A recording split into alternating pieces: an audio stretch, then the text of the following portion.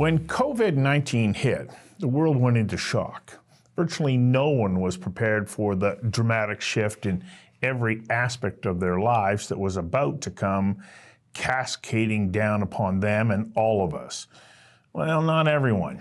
In fact, in 2015 at a TED Talk, Bill Gates warned of a Spanish flu-like pandemic he saw coming. He observed the response to West Africa's 2014 Ebola outbreak and the poor response from the rest of the world. Gates rightly predicted a future pandemic was going to hit us. It was as if the world was hit by a rogue wave, says global futurist Jonathan Brill, the author of a book by that name, in which he points out rogue waves are in fact far more likely to happen than we previously understood. In fact, they're not rogue waves because rogue quantum harmonic oscillations or modulation instabilities are present in a wide range of media and environments. The key, according to Brill, is to spot the harmonic changes on the horizon that foreshadow their arrival. It's tricky. So spotting those telltale signs is only step one in the development of appropriate responses that ensure you can successfully navigate the choppy waters that are associated with them and that are ahead of you. Brill encourages readers to adopt a Sherlock Holmes-like abduction approach to observing, assessing, or deducing, and then eliminating the impossible, which means that whatever remains, no matter how crazy or mad it may seem, it must be the truth. It's hard to do this. So the challenge with this approach is that it is antithetical to the process most of us individually and as companies employ. Those processes that we've been using were built for less volatile times. And Brill says those processes presume that you can deliver compound growth year after year if you just reduce risk, improve efficiencies, and keep your products up to date. I invited Jonathan Brill, a global futurist and the author of Rogue Waves, to join me for a conversation that matters about how you can future-proof yourself and your business to survive and profit from radical change. Jonathan, thank you for joining me. You're down in California. Where exactly in California are you? I'm in Sausalito, the next town north of San Francisco. So I look out at the bay at the Golden Gate Bridge. As you sit there today and you think about the changes in the last 18 to 24 months, that view has changed, hasn't it? And were you able to foresee what was coming based on the fact that you are used to scanning the horizon? So up until I took some time off to write this book, I was the global futurist at HP, at the computer company. And one of the things we deal with is microfluidics technology. Not that you need to know what that is, but the point is that one of the applications is disease diagnostics. And so we were actually looking at what's the likelihood of a pandemic increasing over time, because that would create a new business opportunity for us. And so we were very much aware that this was a highly dynamic threat, and yet people were treating it like these 100-year diseases were happening every 100 years, when in fact we'd had two major respiratory pandemics in the last couple of decades.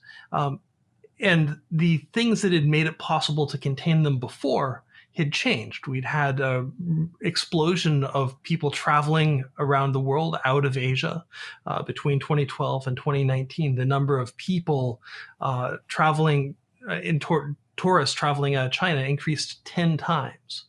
That moved them from an irrelevant tourism spender to the largest tourism spender on the planet. So when you had a spark, and we'll talk in a second about what caused that, you had a spread was inevitable. Now, what was happening in terms of the increased likelihood of a zoonotic disease, something moving from animals to humans? We'd, since 1995, taken 400 million people in China alone and moved them out of rural areas into cities. What does that mean? You're in these cities, you're cutting out the wilderness, you're cutting out the landscape. And one of the places we know that there's a lot of zoonotic disease transfer is in Wuhan. So when you take a look at all of these things happening together, what you saw was that the likelihood is that this was no longer a 1 in 100 chance. This was maybe a 1 in 10, 1 in 15 chance of happening. And yet we were miscalculating the risk in a radical way and not taking the actions we needed to take advantage of, to turn this disease as a business to our advantage. HP fortunately made some investment that prepared them to take advantage of a lot of these issues. How did you do that? Because I know that I can look at these things in hindsight and go, oh, okay, now I can connect the dots. By then it's too late. You're not ahead of the curve.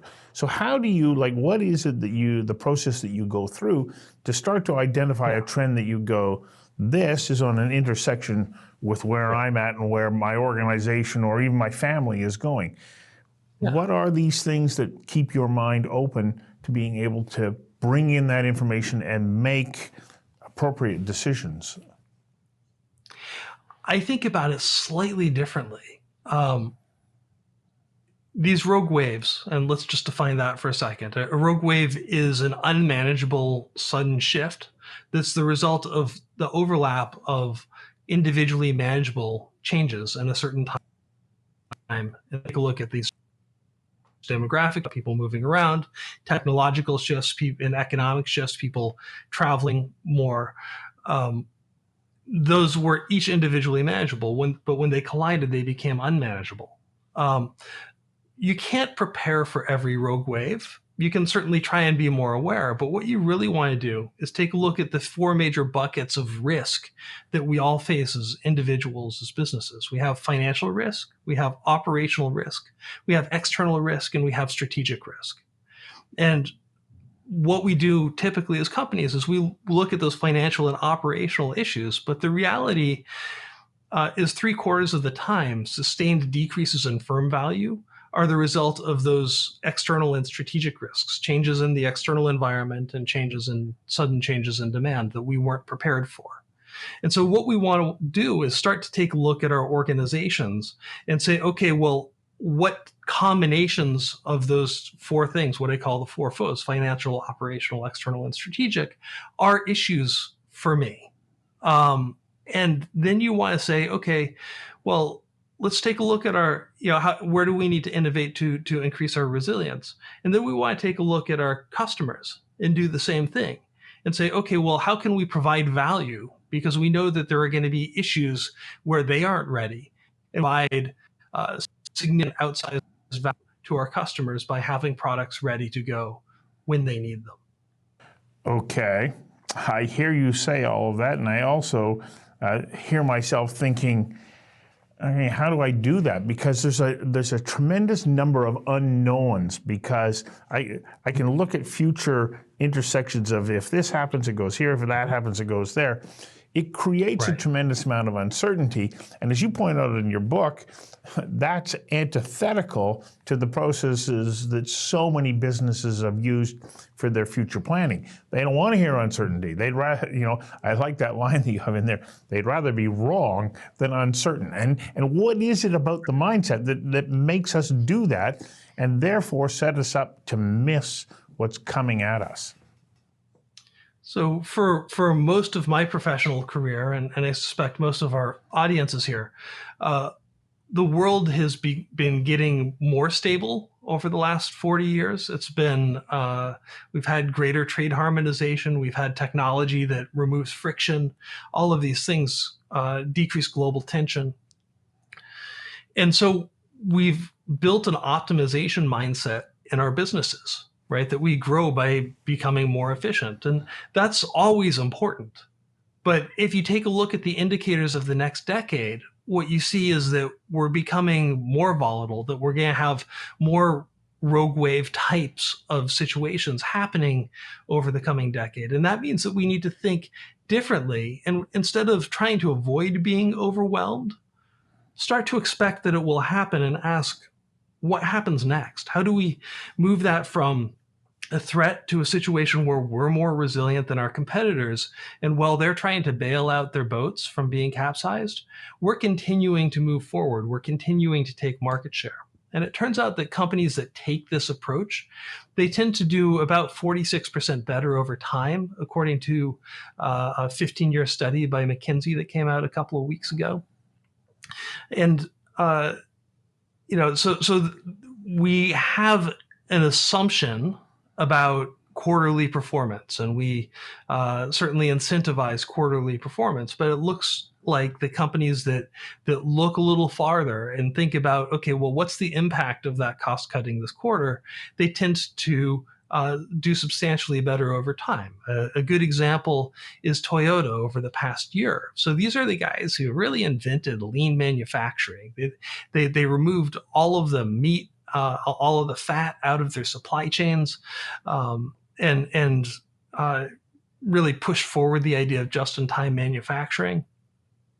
And in about 2012, when the Fukushima nuclear disaster hit, they had an interesting experience. Their local suppliers of materials, of components, weren't able to deliver because there was a nuclear disaster. And so they looked at what was going on here, and they stepped back and they said, okay, well, where do we need to put buffers into our system? Where do we need to give up near-term performance for long-term reliability? And one of the things they did was they created a 6-month stockpile of semiconductors. And so when in 2016, Taiwan had a natural disaster and there weren't semiconductors to be found anywhere, they operated smoothly where their competitors didn't. And when COVID hit, the same thing occurred. They continue to operate smoothly for the majority of the experience we've had so far, where their competitors have been hit by supply chain shortages and inability to produce cars because of a lack of components. And so the reality here is when you make slightly longer term decisions, you get better reliability over time, and that more than makes up for any quarterly losses. So how do we then apply that kind of thinking to the myriad of changes that are coming at us? You talked about the fact that we had fairly stable systems in our lives. There'd be a production here, things would be happening, population was growing this way, technology would advance even then in a somewhat linear way. Now everything is almost chaotic. We've got AI, we've got aging populations, we've got income disparity, we've got global supply chains. How do you start to pull together all that information that can help you make decisions that, will be appropriate? That's a great question. When I look at the future, I look at what we can know, what we can't know, and what we don't know, right? Kind of what Donald Rumsfeld called the knowns and unknowns. Known unknowns, yes. Yes.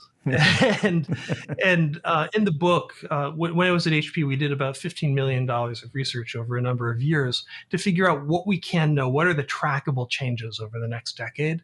And we lay those out in the second chapter of the book. And so one of my first proposals is take a look at those things that we can know will change and say, okay, if some of these happen faster or slower than we expect, and we lay out 10 of them, if they happens faster or slower than we expect, what would be the impact on my finances, on my operations, on my external environment, and on my strategy so that I can be prepared? A second approach is to take a look at what's happened over the 20th century. We had about 400 major shocks. I know that a lot of this goes out to Canada, but we had about 400 major shocks, business shocks in the US over the 20th century. That's about one a quarter, to give you a sense of scale. And if you take a look at those, if you take a look at any decade of the 20th century, is your strategic plan, are your operations ready for that? Are your finances ready for that? And by starting to look, if you don't believe that you can see the future, starting to look at the things that have happened in the past, that's a really great way to look at this too. But the goal here, the thing you need to think about is what happens when multiple things overlap. What happens so much of the time is we look at individual headlines in the newspaper instead of thinking about the impact of the entirety of what's going on in the newspaper. We need to look at that bigger picture. We need to look more holistically at the range of things that could overlap to create the next rogue wave.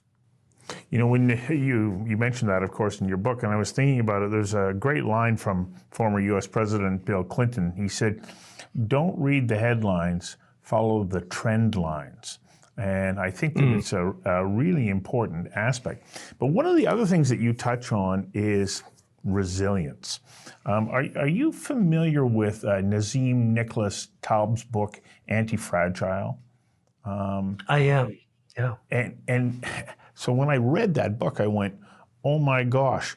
And what I think that you're talking about in resilience is in some ways approaching what he's saying. Don't look at these shocks as being something that will like beat you up or take you down. Look at them as opportunities to grow and strengthen, because the opposite of fragility isn't, well, I don't know. He said it's anti-fragile.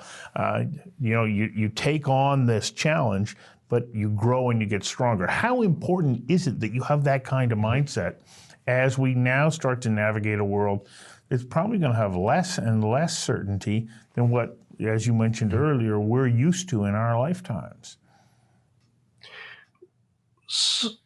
There's so many great questions inside of that question. Yeah. So the first is, I'm a big fan of Nassim Nicholas Taleb. He was a financial manager, so he hasn't actually run operating companies before. And so mathematically, I agree with a lot of what he says. A lot of what I talk about in my book is how do you implement that in a real organization that has to make stuff, that has to provide services, that has to manage supply chain inefficiencies. And so it is based on a mathematical approach that Taleb suggests, but it drills it down into tactics that you can use today. I think that we're in this interesting situation right now where we have more data, we have more information than ever before, and yet in some way that means that we have less certainty, because even though we have more data, even though we have more information, and we're able to kind of predict and project what might happen in the future for the first time. So for instance, climate modeling might or might not be that accurate yet, but this is the first time in human history we're able to look 50, 100 years out into the future and say, this is what I think this thing looks like. Here's what I think the economic impacts on a city level are going to be. And that's really only been true of that kind of economic impact assessment in the last couple of years. So we have a lot more certainty about the future, but that means that there's a lot more unknowns, right? Because we make decisions about things that we're uncertain about. The last piece that you talked about was about kind of fragile versus anti-fragile organizations. Think about it slightly differently than Taleb. Think about the idea of resilient growth. So we have this idea of resiliency that we have, over the last, decade or so, 70% of companies, large companies, have developed enterprise risk management capabilities in their organizations, but they don't talk to their innovation people. And yet we have an interesting disconnect between resilience and growth in our companies, where we have both of these competencies, but they don't talk. And I think that's because we think about risk all wrong. Risk isn't a measure of threat. It's technically a measure of change over time, of volatility. And that means that there's more upside for people who are prepared and more downside for those who aren't. The reality is that more billionaires are minted in downtimes than in uptimes. The billionaire list over the last year has grown almost 10%. Think about that. In a time where there was, in the US, I think, a 3.5% shrinkage in the economy, the billionaire list grew almost 10%. If you're ready, if you're prepared, resilient, and able to take those bets for longer term growth, these downtimes, this volatility is good for you. You know, as you were speaking, I was reminded, I'm going to go back to another example from Bill Clinton. He wrote a paper at Oxford University when he was graduating that had 5 different answers to it, because he said the sort of the unpredictability of human motivations, interactions, changes and whatnot, say that we can never know for certain what 25 years out is going to look like. And the university used that paper as an example of the perfect paper. But what you were talking about, okay, I have this model. I think that because I want to be as prepared as possible, I have to also be developing other scenarios. You can't just say, okay, one scenario, oh yeah, okay, this model, it comes together and it confirms my belief or bias. Do we have to move beyond that so that we're willing to say, okay, that is one potential outcome. Do we also have to look at other ones as well? So I spent much of my career running contract research and development. So this was basically a business where the likelihood of failure, that's the majority case. And so I think we need to think differently about the future. We need to think about what happens if we fail. What happens if that's the main case, because that's kind of the nature of innovation and dealing with volatility. And how do you turn that to your advantage? The question is, how do you balance your innovation portfolio? How do you think about it as just like any other investment portfolio where you have counter-cyclical investments? So the way I think about it is how do you have growth investments, kind of put a ding in the universe investments? How do you have sustaining investments that make sure that things kind of move forward? And then how do you make sure that you have enough insurance investments that if things go bad, these give you a second path out? And we want to be thinking about what's the right combination for our lives, for our organizations, just like we would in a retirement plan. And so when we take a look at this rising volatility and we take a look at how do we manage it, we can't just say, hey, I've got one approach. I'm doing one thing and that's how we're going to win. I'm doing a combination of things, and I know that the environment will change. I know my strategy will fail. Or is likely to fail. And when that happens, I've made enough investments and enough things with the right kind of portfolio that I'll have the payoff anyway. I'll have another path forward anyway. I agree with you, and I think that it's a strategy that as individuals we need to employ as well. You know, highly encourage anybody who's watched this to buy your book and read it. It was a very, very fascinating read. Beautifully written too. You've got a nice touch putting a word to page. So thank you very much for your time.